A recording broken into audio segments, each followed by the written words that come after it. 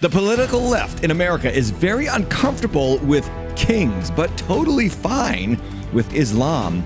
And that's one whopper of a stance when you consider what Islam is doing in the UK and is about to do in the US. It's about to take over. No one seems to care.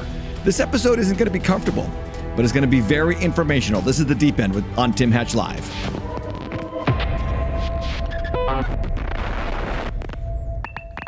Hi, everybody. Welcome into The Deep End, and I'm so glad that you are here. My name is Tim. This is Tim Hatch Live, and we are talking about the No Kings protest that happened this past weekend around the country. I hear around the world. It was estimated to be millions upon millions of people. That is absolutely in doubt. We don't know how many showed up.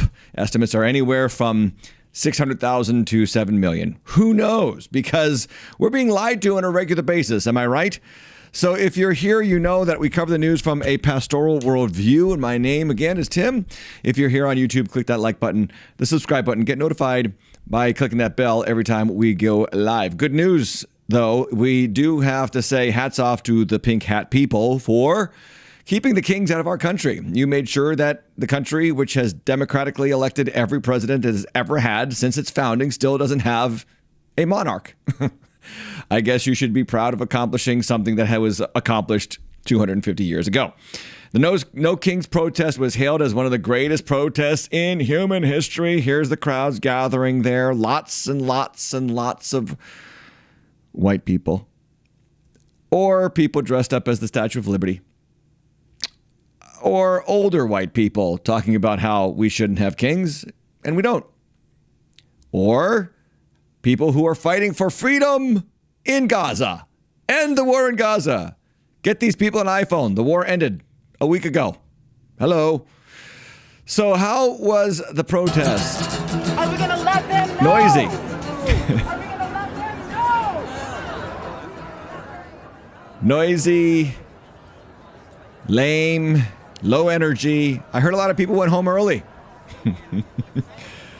But it's the crowd that grew up in the 70s and smoked a lot of weed that showed up for this one.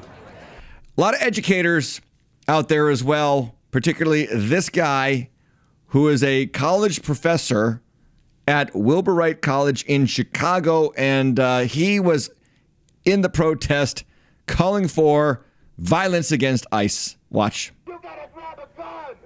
We gotta turn around the guns on this fascist system. These ICE agents gotta get shot and wiped out. The state machinery, that's a full display right there, has to get wiped out. Yeah, they are already shooting ICE facilities, sir.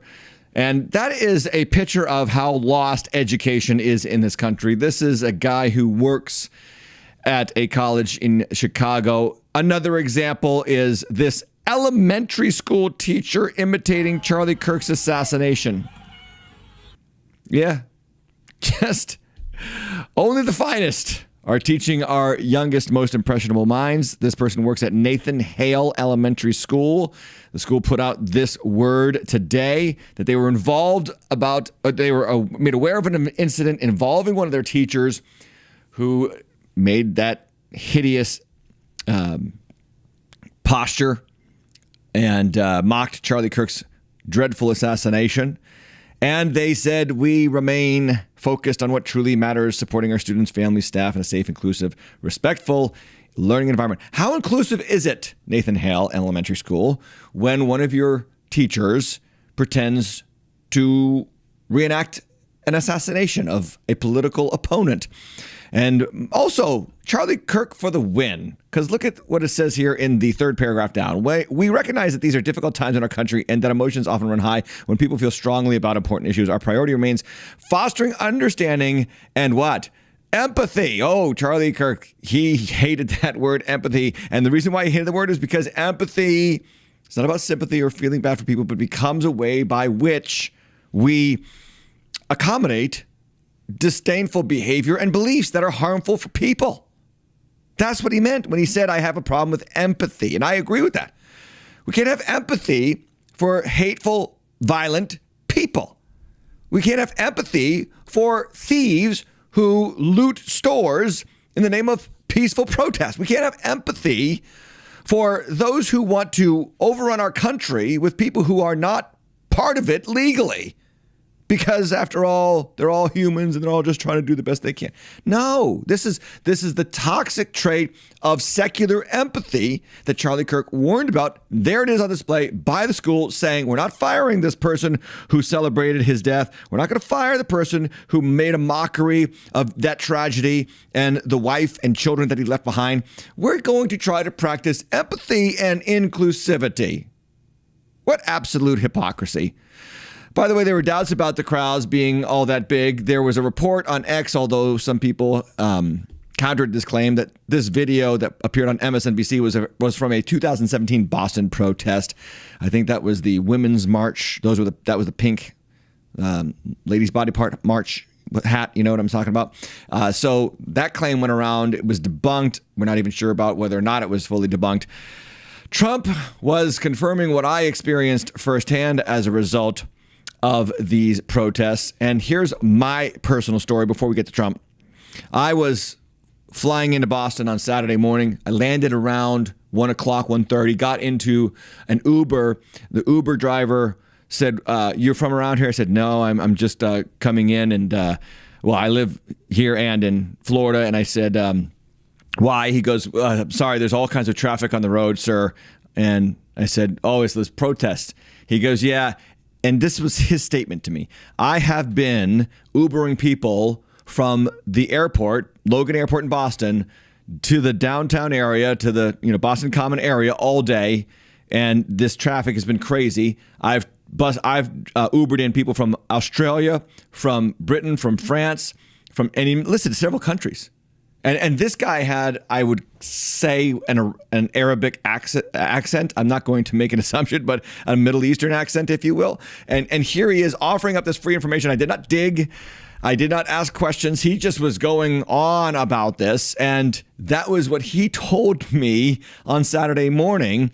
And he said to me, I don't understand why people come to this country to protest. They can protest in their own country. I said, I know. I don't get it either. It's ridiculous. They were bussed in, friends. They were flown in. Who pays for a ticket to another country to go protest something that doesn't exist in that country? Kings. Kings do not exist in America. So what's happening?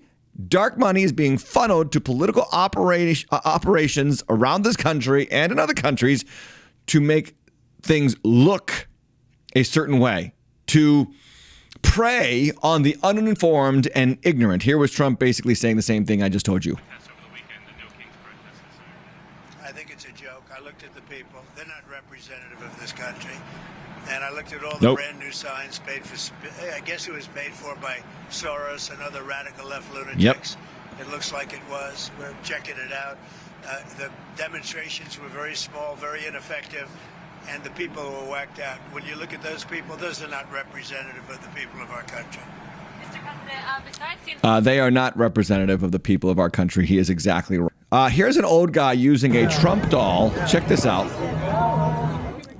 He goes to a booth that looks like what Lucy used to set up for Charlie Brown. He takes the Trump doll. He whacks it against the stool.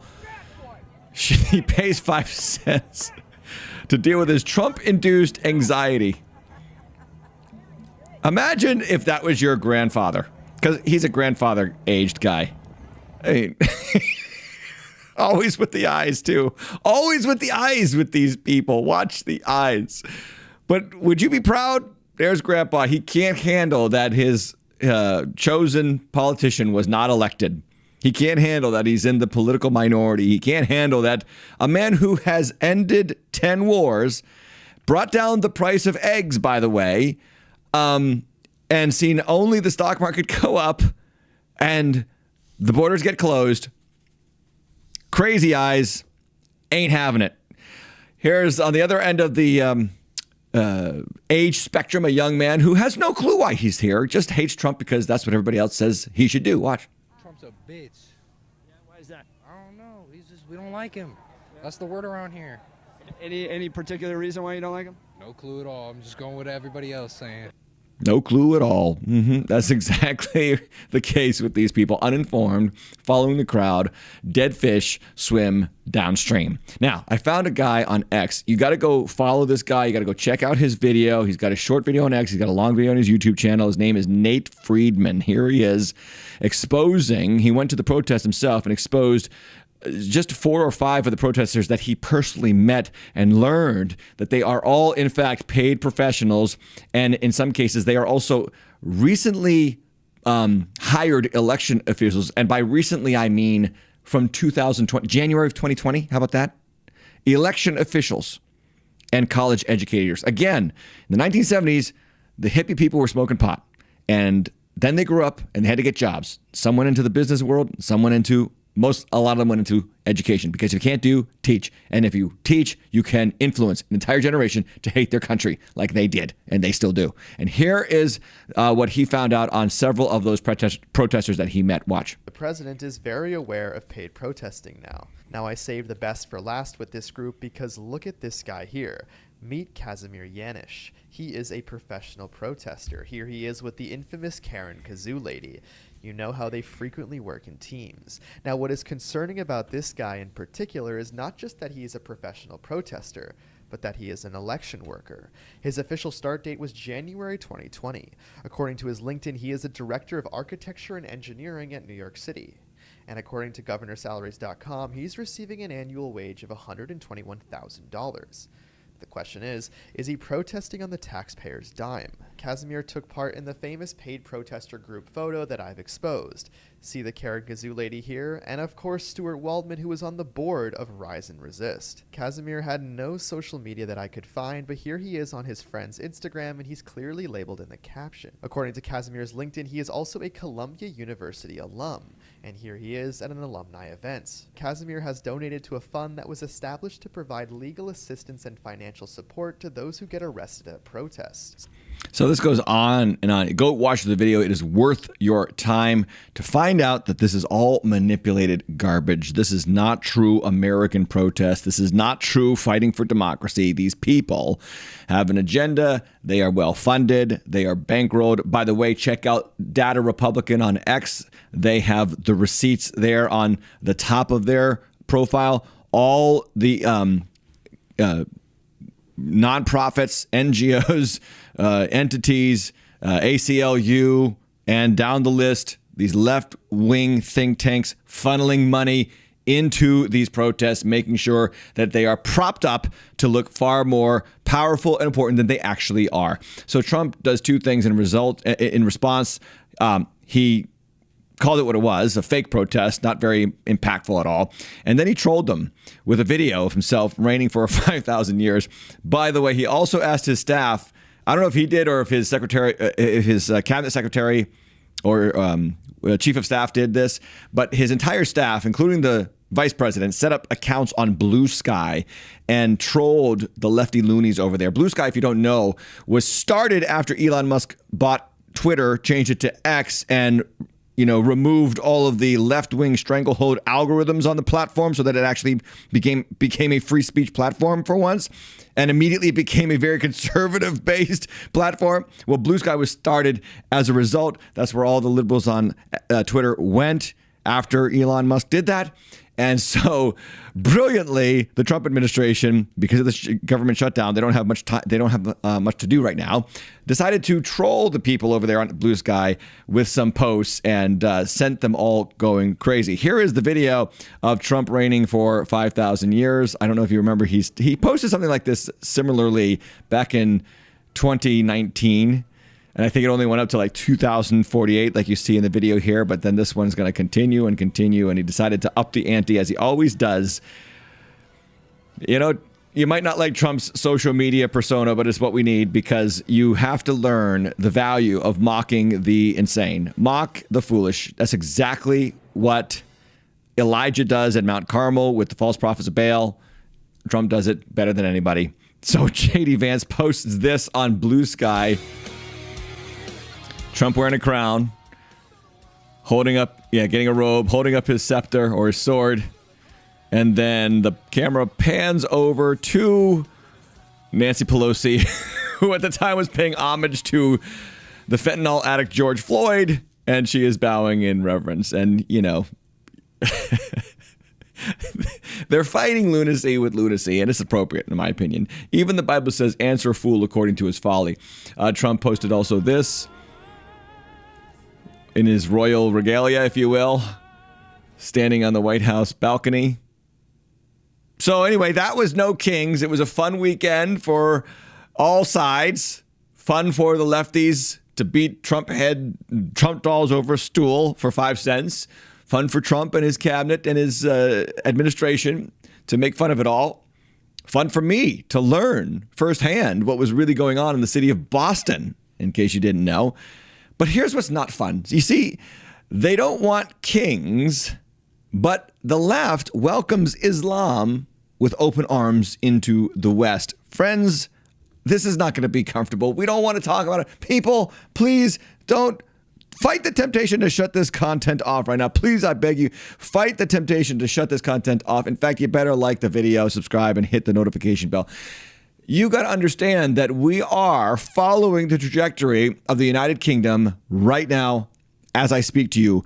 Right now, Zoran Mandani, is the by far and away leading frontrunner to become the mayor of our most powerful city. This is a man who has lived in America for 7 years. He is from a very wealthy Ugandan family. He celebrated his wedding a few months ago, surrounded by armed guards in a compound owned by his wealthy mother and father.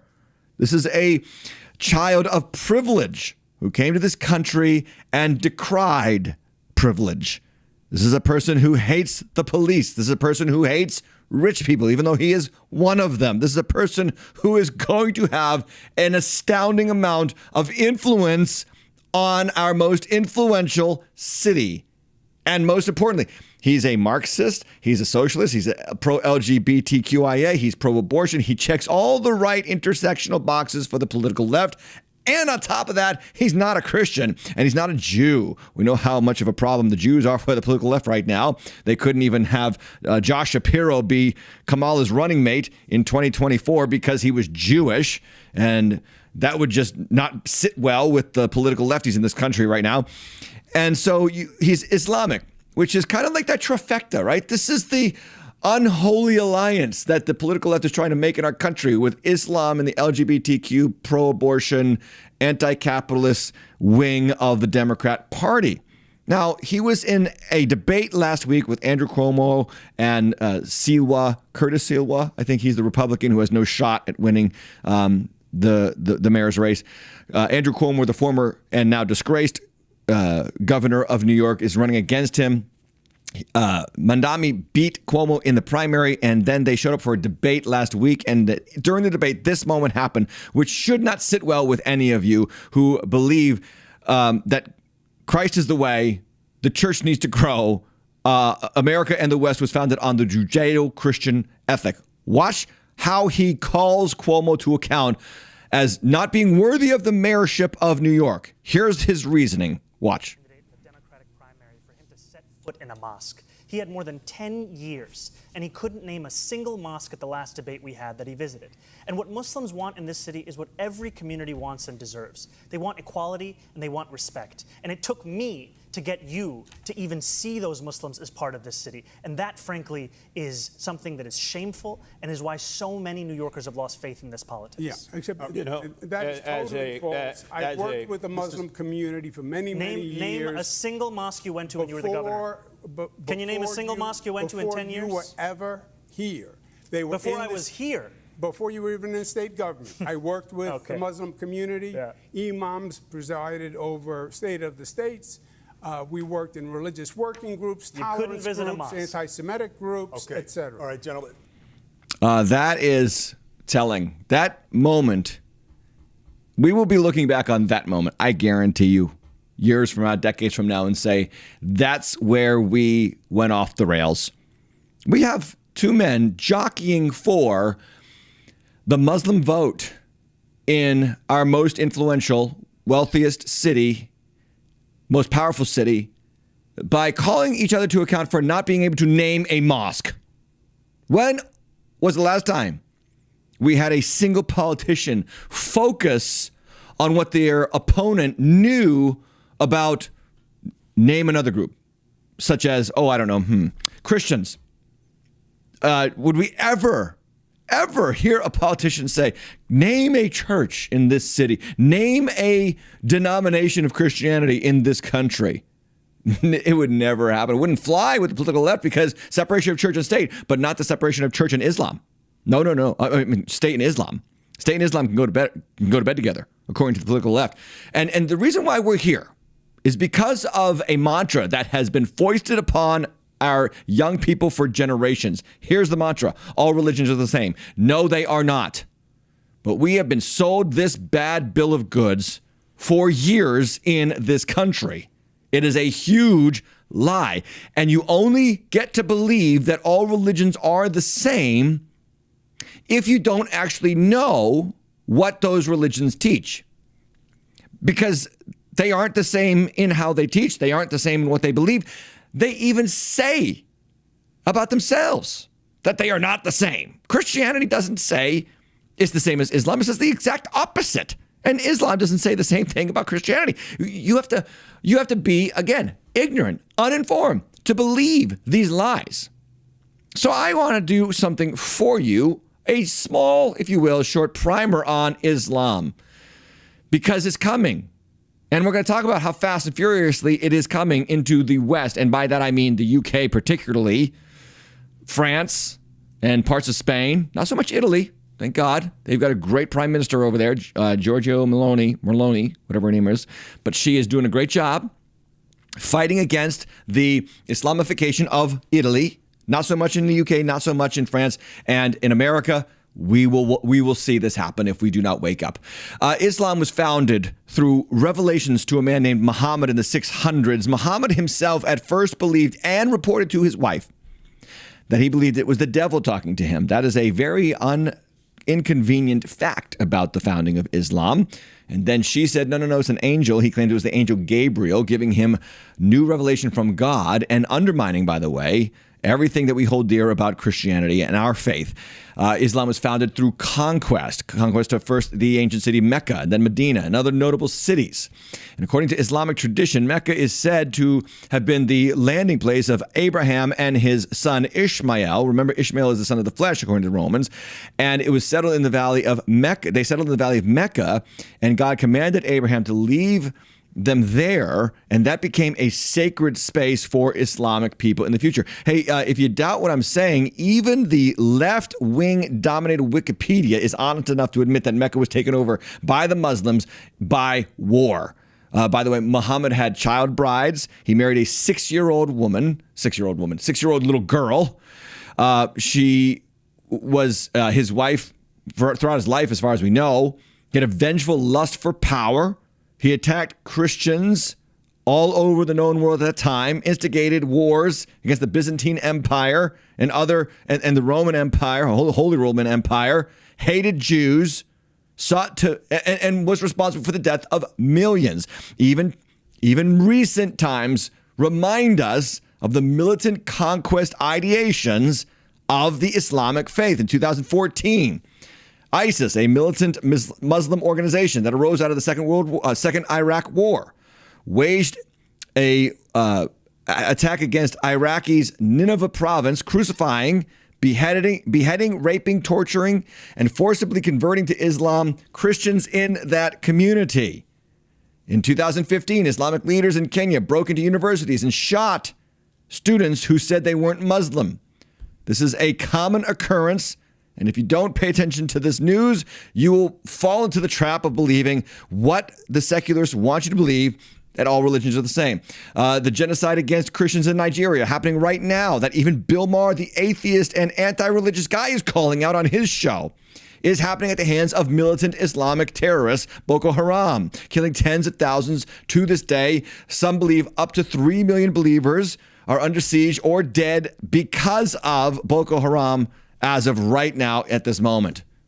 In June of this year, Christians were killed and a church was firebombed in Syria at the hand of Muslim extremists. And I say Muslim extremists lightly. I just mean to say Muslims.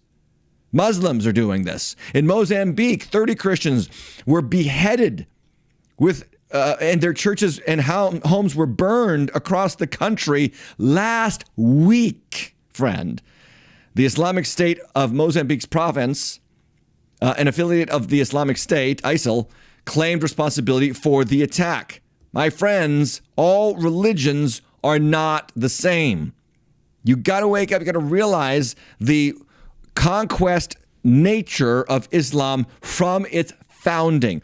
Everybody loves to point at the Crusades as if these were instigated by Christians. Yes, the Crusades happened because Christians were sick of seeing their own members of their faith decimated at the hand and the sword of Islam. It was a reaction to the centuries-old Islamic crusades against Christians and Jews. That's the history of this movement. More facts about Islam. It subjugates women and non-Muslims in its official laws, the official dictates of the Islamic religion, the Qur'an, their quote-unquote holy book, and I use that term very lightly, has a litany of laws that should send shivers down your spine. And some of you need facts to see what I'm saying. Let me show you one. This is from the Quran. I guess it's chapter 4, verse 34. I don't know exactly how you read that, but Quran 4:34, quote, men are the protectors, maintainers of women, those wives from whom you fear disobedience, admonish them, leave them alone in bed, and then if necessary, you beat them. That's right. The Quran officially dictates to men they can beat their wives. You will not find a single evidence of that in Holy Scripture for Christians, not once. And for all the grief that people give the Bible for being anti-woman, Jesus empowered women, lifted up women. More on that in just a moment. Let me give you a couple more examples of what the Quran actually teaches. Men can take up to 4 wives according to official Quran dictates. Now, the Bible critic again here will say, yeah, but the Bible has Jacob with multiple wives, David with multiple wives, Solomon had hundreds of wives. I mean, it's the same. All religions, no, wrong. I know they did, but Scripture never commanded it. And secondly, Scripture never commends it, but rather the history of those multiple wife marriages reveals the damage having multiple wives did to every one of their lives. Jacob's sons hated each other, acted out violently. Reuben, his oldest, had sex with his father's concubines and was disinherited as a result. David's sons killed each other. One conspired to take over the kingdom. Another raped his stepsister. Solomon's entire kingdom was corrupted by his idolatrous practices because of the many wives he took in making foreign alliances with pagan nations. When you get to the New Testament, one of the most important traits of a Christian leader is to be the husband of one wife. It is a non-negotiable for men to love, honor, and to lay down their lives for their wives, not to beat them, but to protect them and sacrifice for them. How about Quran 65 verse 4, which says that men can have sex with a prepubescent woman and marry them? Nothing to see here, pro-women's rights marchers, as you welcome Islam with open arms into the West. How about 33 verse 50 from the Quran? This allows men to have sex with women who are prisoners of war. It allows them to marry their cousins. Also not pictured, and further down the list, are laws stipulating that a woman's testimony is half as valuable as a man's, and that a woman can only inherit half of what a son can inherit. And people will say, well, the Bible is also problematic for women. And I say, show me. Because when Jesus rose from the grave, the first person that he appeared to was a woman, and he charged that woman to bear testimony of his resurrection to his disciples, that he was risen. Jesus trusted women, elevated women, empowered women. Yes, Scripture reserves pastoral ministry for men. That is it. Other than that, women can do basically everything else in the church and lead in civic matters with men. Jesus entrusted and elevated women, and Christianity has done the same for 2,000 years, but yet we're supposed to believe that Islam is somehow equal to Christianity. It is not. Get the facts. How about this example from Surah 5:33 in the Quran? The penalty for those who wage war against Allah and his messengers, or messenger, and spread mischief in the land is death, crucifixion, cutting off their hands and feet on opposite sides, or exile from the land. And you say, well, you go to war against them, then they're going to go to war against. We understand that. Okay, yeah, this is the funny thing about that. Define waging war. Right? Define waging war. And what I have to tell you is just ask the people over there at Charlie Hebdo headquarters in France, this political cartoon that put up a cartoon of the Prophet Muhammad and then days later was violently attacked by Islamic men over that published cartoon because they cried out this was war against Islam. And so they had the right to open fire against these political satirists. That's Islam for you. Islam facts are inconvenient. Nobody wants to report on it. Nobody wants to learn about it. We're going to learn about it here. By the way, Islam also calls on Muslims to fight non-Muslims. One more quote from their Quran. This is Quran 9:29. It calls on Muslims to fight non-Muslims until they pay a tax for not being Muslim in whatever country they occupy. You see, here's how it works in Islam. As long as they're in power, they will, when they're not in power, they're all for equality of viewpoints and religions. When they gain power, then they tighten the screws down and distinguish between those who are Muslim and those who are not. Discriminate between those who are Muslim and those who are not. That is Islam. One more fact. I'm sorry, I said I had one more before, but here's another one. Most importantly for Christians, they deny the atonement of Jesus Christ. This is the most important fact about Islam that every Christian needs to be aware of. We do not worship the same God. We do not practice the same things. We do not believe the most important thing the same. That is that Jesus Christ's death is the atonement for our sins, that he was buried, that he rose again. According to the Quran, and this is the quote from Quran 4:157, that Jesus didn't die. Actually, they believe that some Muslims believe that Judas took his place, and that the crucifixion and those who spread that message are only making assumptions. They did not kill Jesus. They actually do believe that Jesus was brought up to heaven and that he will come back and then he will die. So here's the thing about Islam that you have to be aware of. It's just enough of meddling Christian truth and morality with falsehood and deception to be the undermining agent of Western civilization. Here's what I mean. A lot of Muslim morality can be equated to Christian morality. They do talk about compassion. They do talk about mercy. They do talk about hospitality. At the same time, they talk about vengeance and war and enemies and all that kind of thing. But they also talk about that there's one God.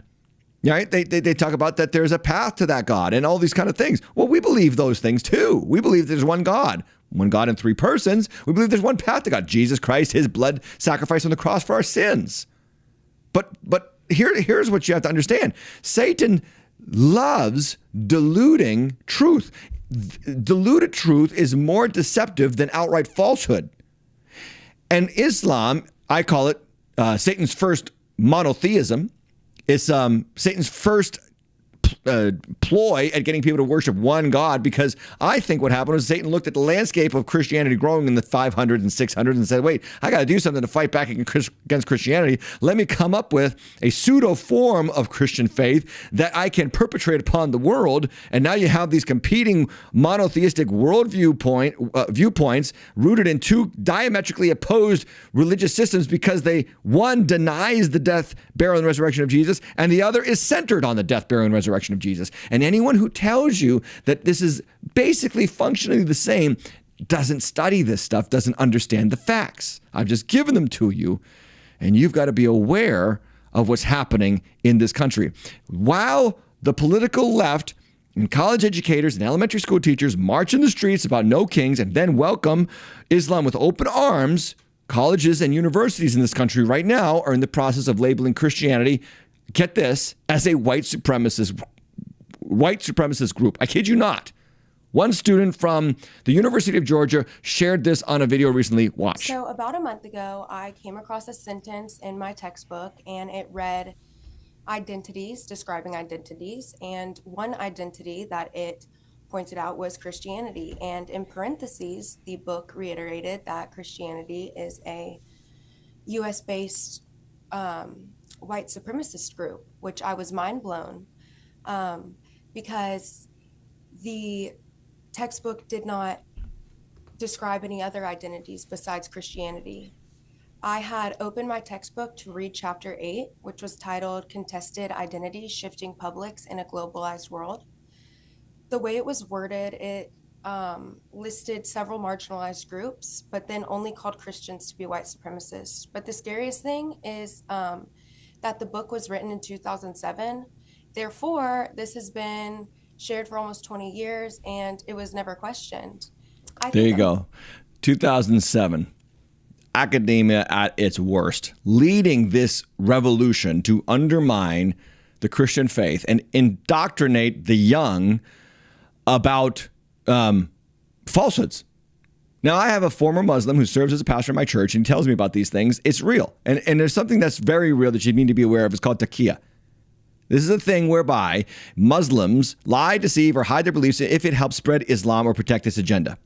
And then there's another thing called Hudna. Hudna is happening right now in Gaza, this peace deal that has been signed by all sides in this conflict between Israel and Gaza, that Muslims will accept when they are overpowered, and then they will sign a peace deal, but only for the sake of secretly regrouping to attack in the future.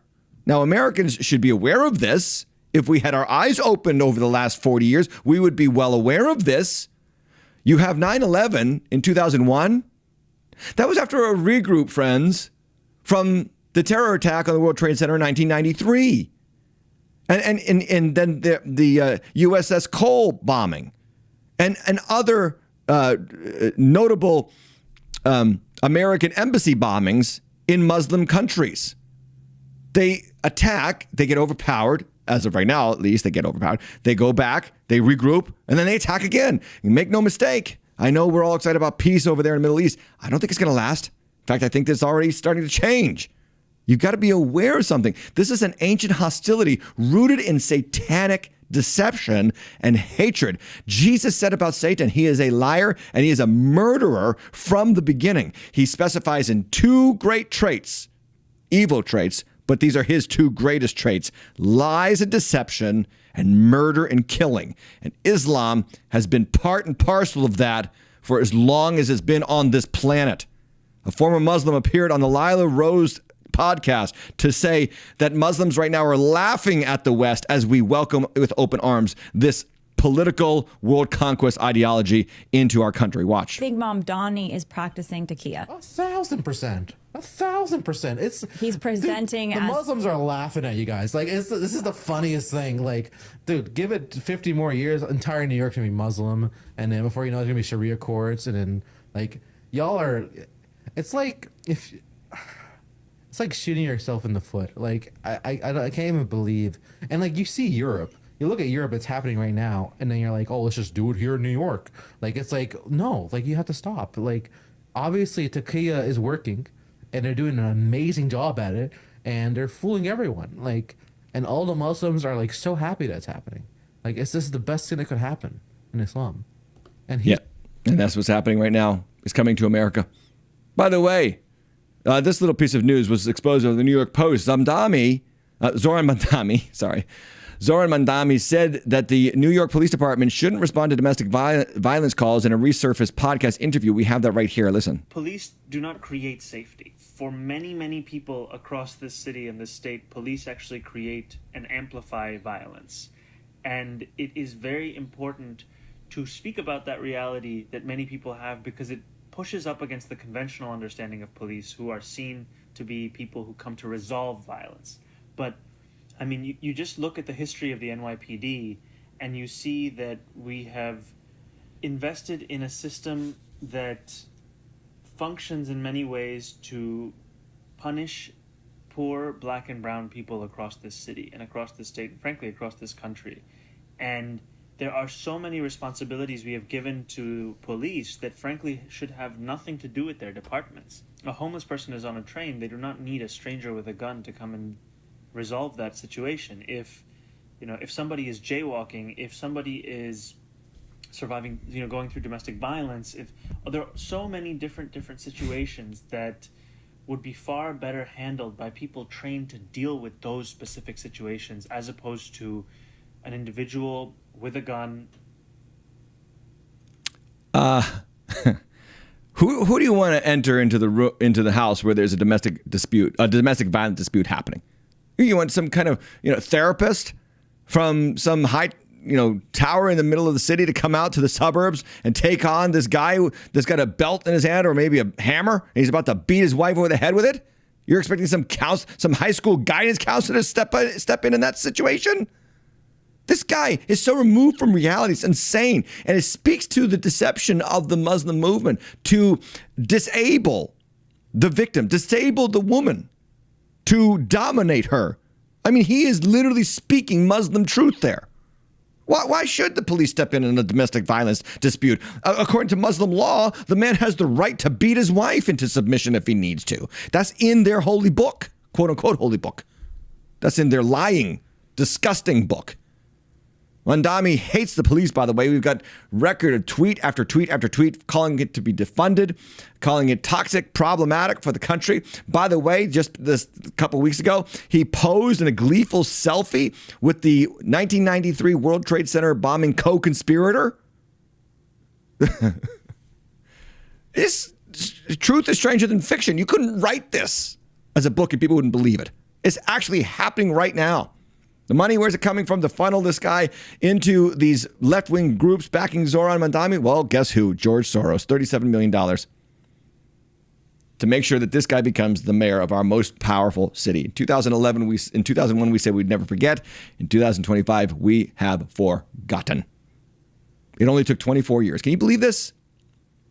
24 years since the towers fell. And this country has bent over backwards to accommodate Islamic immigration. And we will get exactly what we've been asking for. All you got to do is look what's happening in the UK, in London. Sadiq Khan became the first Muslim mayor in London in 2016. He's still the mayor. Now, again, here is part of that deception, part of that, confusing, muddly middle between Islamic morality and Christian morality. Because we share some common moralities, like we don't want women's bodies to be objectified, right? That's what Christians believe. We don't want the lust of the flesh to dominate the human experience. Well, same thing with Islam. And one of Sadiq Khan's first moves as the first Muslim mayor in London in 2016 was to ban sexualized images of women. Now, there was great pushback against his stance here, and he had to kind of concede that. That's why, again, I call this muddy middle where it gets to take on the pretense of a monotheistic faith that is very notable in its regard for morals and standards, but at the same time is a false religion that is intended to deceive and dominate people's minds. It's kind of funny, too, that you can't wear bikinis in public, according to Sadiq Khan, but this is okay. Women from head to toe in their Islamic garb, not showing an ounce of skin, because to do so in Muslim countries, and by the way, that's what it looks like in Muslim countries, but this is the UK now. Okay, this is dominating the UK right now. That's okay. So it's just kind of interesting. By the way, back in 2020, and actually more recently, last year, we reported on the high-profile cover-up in the UK Parliament on the Pakistani Muslim immigrants who were involved in sex trafficking and raping innocent British girls in the 1990s and up to the 2010s. Now, this was a huge cover-up, and Mayor Sadiq Khan was accused of helping to cover up the grooming gangs scandal. And so what happens is this guy goes on a Zoom call in 2020. You'll never believe this. And when they start to question the mayor, who is supposed to protect the citizens of the city of London, he fights back with anti-Islamic sentiments. Watch how this goes down. These have obviously been found in many, many other cities and towns around the country, but there hasn't been much of many prosecutions happened in London. But obviously, as the police commissioner for Northumberland said, this is happening anywhere, and the only reason why it's not being found is that people aren't looking. Are you looking in London for grooming gangs in London in order to prosecute people? Because if it's going on in cities like Oxford and Bristol and Peterborough and Aylesbury, smaller places, it's surely going on in London as well on a large scale. Now, so he said something about the question. Are you looking for the people who are involved in the grooming scandal?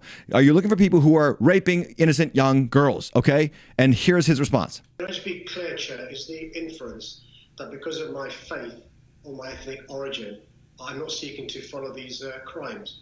No. I'm asking you because you're the Police and Crime Commissioner.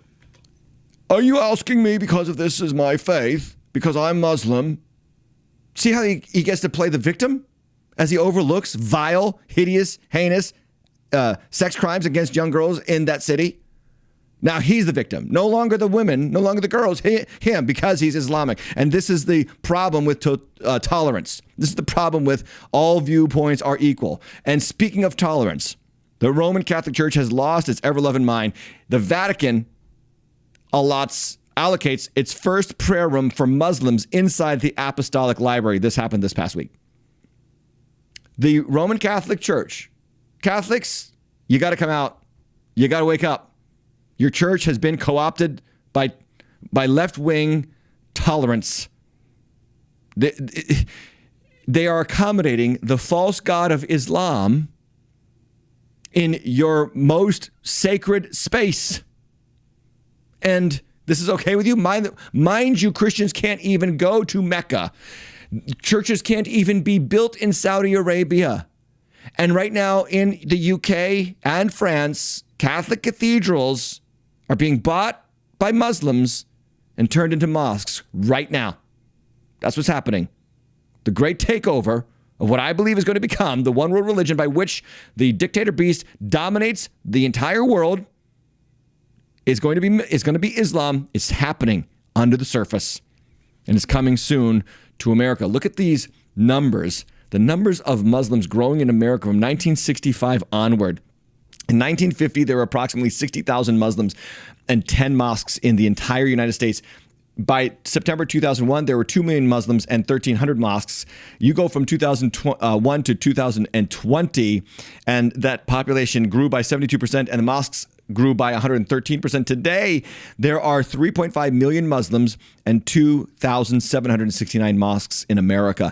And those numbers are just going up and up. Meanwhile, the birth rates in America are plummeting. So as we import the third world, as we import the Islamic world, and we do not reproduce to maintain our culture, our values, our standards, we are a frog in the kettle, and the temperature is being turned up, and the joke's going to be on us. It's not just America. It's also in Russia. I follow a guy, former Islamic guy on X, and he posted this. According to the Moscow Times in 2019, around 30% of Russian population will practice Islam within the next 15 years. Russia's Muslim-majority regions, including the republics of the North Caucasus and the Republic of Tatarstan, are known to have had the highest birth rates in the country, reflecting similar trends worldwide. Various estimates place the current Muslim population in Russia between 14 million and 20 million people, or 10 to 14% of Russia's total population of 146 million.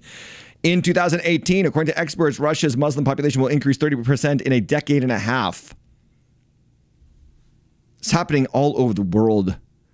Now, to close things out, just listen to what Denmark did. They allowed open borders, open immigration from the third world, from Pakistan, from other countries. And these refugees seeking asylum, that's how they get in. They lie to achieve their goals. They seek asylum. And what becomes of those people? Well, there was a longitudinal study over what happened with the original immigrants and their children, and here's how that went down. You're not going to want to miss this. Watch this. In 1992, the Danish government passed a law allowing the immigration, specifically of 321 refugees from Palestine. And the study followed them from 1992 to 2019. Out of the original 321 Palestinians, 204 ended up being convicted of a crime. 71 of them were jailed, and 176 ended up on welfare. So that accounts for 63% became criminals and were convicted, and more than half ended up on welfare. So they followed the second generation. They had 999 children. 337 ended up being convicted of a crime. 132 of them ended up being jailed, and 372 of them ended up on welfare. So that's a 34% conviction rate and a 37% welfare rate. Their very own justice minister later stated in a 2019 interview, and this is the guy who presided over this entire thing, by the way, and I quote, "These asylum seekers should not have been let in." Yeah, you think so?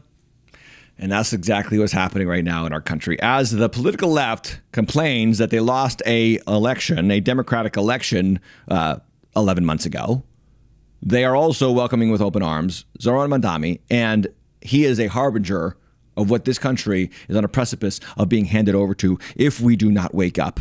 If we do not wake up. And I am praying that this revival that is currently happening amongst Gen Z and the younger generation is stoking the flames of Christianity once again to save this country, because there's nowhere else to go. I say that all the time. There's nowhere else to go. There's no frontier. There's no new world. There's no ship to get on and find, political refugee status somewhere else. It's just, this is the last bastion, and Satan wants this country. I've been telling my church this a lot.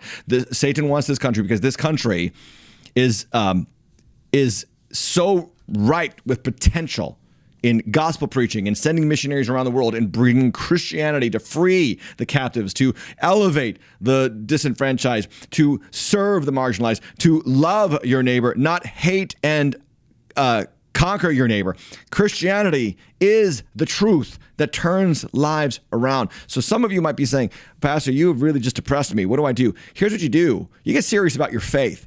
You get informed, because the devil wants you ignorant. The political left wants you ignorant. They want you uneducated. They want you uninformed. And the devil wants that too. So now you're not uninformed. Now you know what's going on. You have to raise your children in the faith. You have to attend church regularly. You have to be faithful. You have to be vigilant. The enemy is a roaring lion, seeking whom he may devour. You must resist him, 1 Peter 5 says, standing firm in your faith, knowing that your brothers and sisters are suffering all around the world. Christianity is not casual. It's a fight for culture's survival. That's why I do this show. That's why I ask you, like the video, subscribe, click the notification bell, get notified every time we go live. Share this content with somebody else, because there's so much misinformation about Islam. It's not even funny. And I hope one day soon I'll have Pastor Mehdi on to discuss that. Let me know in the comments if you want to hear from him. He is so great, and he has so much more to say about this. But check out Tim Hatch Live for supporting the channel. You can support our channel by buying some swag. Check that out. Also, you can support our channel by going to patreon.com/TimHatchLive. Now, I head out to Greece tomorrow morning. I'll be on a plane for a long time. Pray for me. I hate long flights over the Atlantic. I'm going to Greece, bringing a church group. I'm going to explore the footsteps of the Apostle Paul in Turkey, in Greece, in Corinth, Athens, Thessaloniki. I'm excited. I'm going to be sharing content from Greece. So stay tuned to this channel. We will give some free content. We will also provide a ton of extra content for the dependable members over at patreon.com/TimHatchLive. If you want to see that, check it out, $10 a month. Help support us. We do a lot of work to present this content to you. Other than that, I don't have any extra content tonight. That's coming during the week while I'm in Greece, and I will see you on that content very soon. God bless. Take care.